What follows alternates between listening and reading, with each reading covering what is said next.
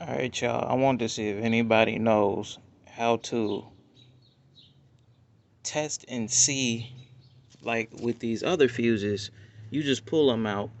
Like with these, you just pull them out and then see if the metal strip is broke, right? Which is what you find on YouTube. But see, this right here is, people call it all types of names, but the Toyota, they call this the fuse block assembly. All right, and it's the fuse to multiple things. One of them is the secondary injection air pump. And I have been trying to see, how the hell do you know if this thing is blown? Because everybody on YouTube just replacing it and not like saying like, oh yeah, this is blown. They just kind of guessing. So how do y'all know if this thing is broke? There's literally nothing to see in there.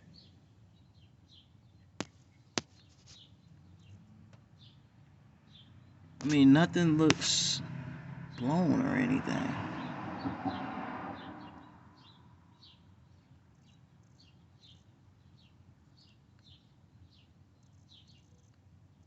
But I don't know. I checked that wiring, which is not OEM, so I redid it. So that's working fine. I tested both secondary injection air pumps and both of them work. This is the other connection to the second pump.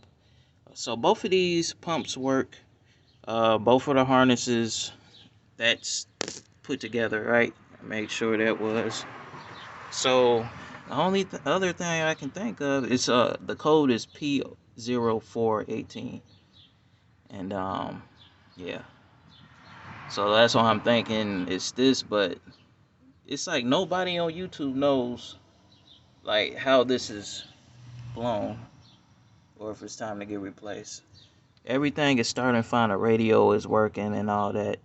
I haven't had any trouble turning anything on. It just, when it first cuts on and the engine is cold, that's when a secondary injection air pump comes on, and it's not activating for some reason, even though they work. And the wiring over there that I showed you guys is good to go. Um, yeah.